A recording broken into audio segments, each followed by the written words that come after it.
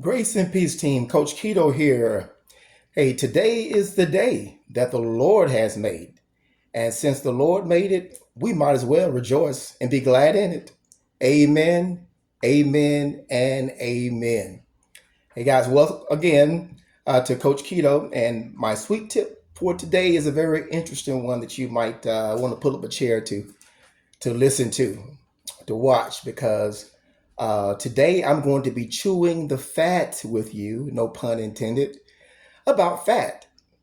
Now, we know that fat has been given a bad rep in the past as very unhealthy, especially saturated fats, because a lot of people thought that fat, well, made you fat.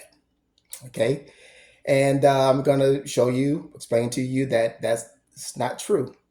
Okay. That eating fat does not make you fat. Okay. I'm going to show you what actually makes you fat. Now, back in the day, they had the low carb diets and the low carb craze where they was taking fats out of the diet, out of foods, because they figured that the low fat would be more healthier for you, right? But what did they do?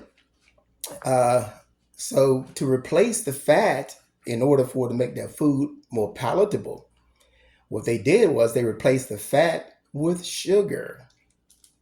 Yeah, a little sugar to sweeten it up, because if they take the fat out of it, then and don't put any sugar, it is going to taste horrible.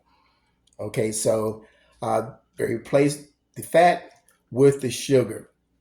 Now, in my little starting lineup today, I'm going to be showing you a few of my players for my demonstration today. And my first player is going to be bacon grease. Okay, give it up with bacon grease. And next, we got beef tallow. Okay, let's hear it for beef tallow. And we have some butter, Land O'Lake butter with olive oil and salt. Let's give it up to Land O'Lake's butter with olive oil and salt. And let's give it up for my favorite snack, pork cracklings. Give them a round of applause. Okay, what about these fats? Let me share some with you. Remember back in the day, um, when McDonald's, those fries was really, really delicious? I remember in high school, junior high school. Man, after the ball games, we go to McDonald's, right? And we get that Big Mac and the fries. And those fries, when they come off the grill, they be hot out of the fire, the oil. It be hot and it be delicious, right? Y'all know, I know y'all remember that other than me.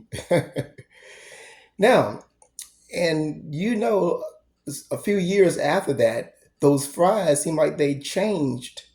Like, what happened to the fries, man? They don't taste like they used to taste. They taste like garbage now. And to me, they had an aftertaste to them.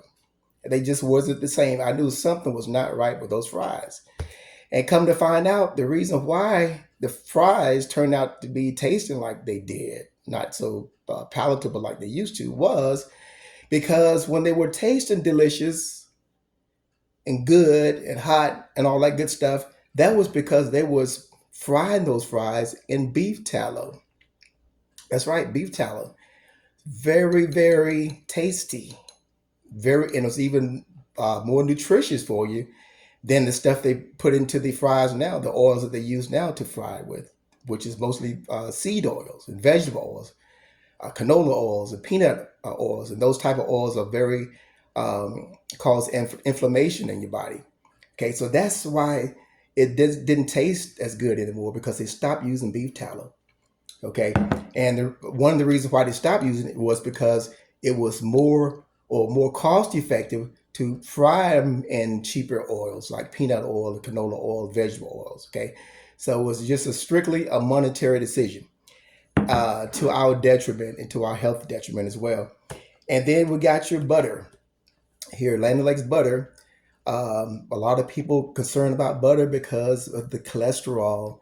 And another big thing that the food industry scare you about is the cholesterol. You want to lower your cholesterol, right? You don't want to eat a lot of foods that's high in cholesterol.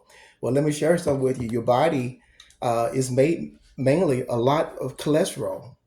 Okay, I mean, your every nerve cell has a cholesterol or fat layer around every nerve cell. Your brain has a lot, contains a lot of cholesterol. A lot of your hormones that runs our bodies, our function, is ran by cholesterol. So you cut up your cholesterol or cut back so drastically on your cholesterol, then you're actually doing your body more harm than good. Okay, now show you something here. I know y'all familiar with sugar, right? Now sugar, again, they replace your low fat with sugar to make it taste good. Now, fat is not your enemy. Sugar is the real enemy. Why is that? Because it's been shown in studies that sugar actually corrodes your blood vessels, like your main arteries to your heart, because heart disease or coronary artery disease is the number one cause of mortality in the United States, in fact, in the world. Okay, heart disease. And how that happened? A lot of people think of it because of the fat. Eating fat gonna make you cause fat into your blood. No, it does not. Okay, here's the problem. When you have excessive sugar consumption and a lot of stuff like breads, rice, pasta, if you eat those continuously, day after day, you eat too much of those, and thus that sugar, it corrodes the inner linings of your arteries. Okay, and your arteries should be like Teflon, real smooth. But what sugar does, it makes the inner linings like Teflon, make it bumpy and lumpy. And then the fats that's in your blood circulating, along with the inflammation that's caused by the sugar, you get inflammation in your arteries. Now you're inflamed. Now you got all these inflammatory responses that's coming to the aid to heal that.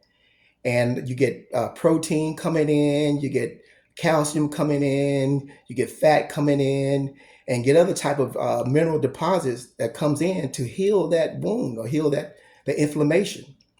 And that's caused by mainly by sugar.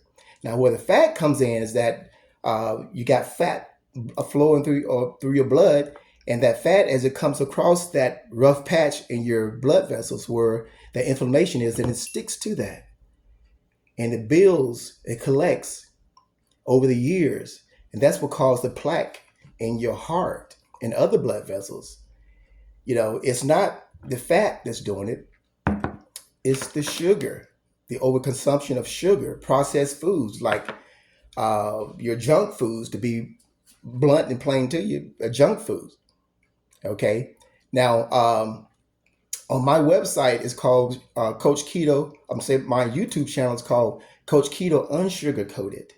And a lot of people ask, well, why you call it unsugarcoated? Well, because number one, I teach and I preach and about sugar and trying to cut the consumption of sugar because of all of the problems that it causes in our bodies. Like I just mentioned, coronary artery disease, high blood pressure, kidney failure, loss of vision in your eyes, loss of feelings in your extremities, tingling and burning, peripheral neuropathy, that's called. Okay, so with those fats circulating through your blood, that's what causes the problem. Not the sugars was causing the problem, not the fats. Now, those people, well, I was telling you about why I call it unsugarcoated. That was number one, was because I teach you not to use a lot of sugar consumption. And then number two is because I tell you the truth, unsugarcoated. I don't have anything to hide from you. I'm not endorsing any products, anything, although I'm showing you some products. I'm not endorsing any of these. But I just tell you what you need to know. Unsugarcoated, give you the truth without any chasers. Okay? Because I believe that a lot of people would do better if they knew better. And a lot of times we think what's healthy for us is not really healthy. A lot of people's their opinion about a healthy diet, it differs from other people.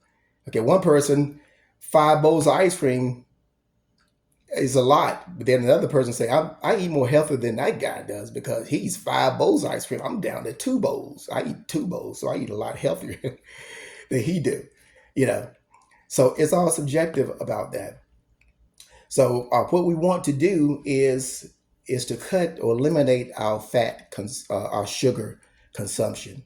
Okay, now folks, for like me on a keto diet, I consume low carbohydrates, so my body is mainly running off of fats for my fuel to fuel my body versus the carbohydrates and the sugars.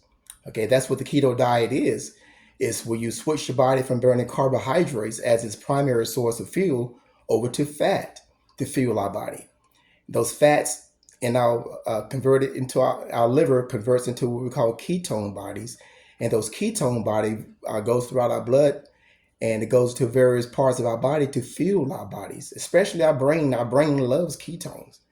Okay, but you can't be burning ketones and sugar at the same time. You got to either you're on one fuel source or the other. The ketogenic diet is just simply dropping your carbohydrates between 20 to 50 grams per day.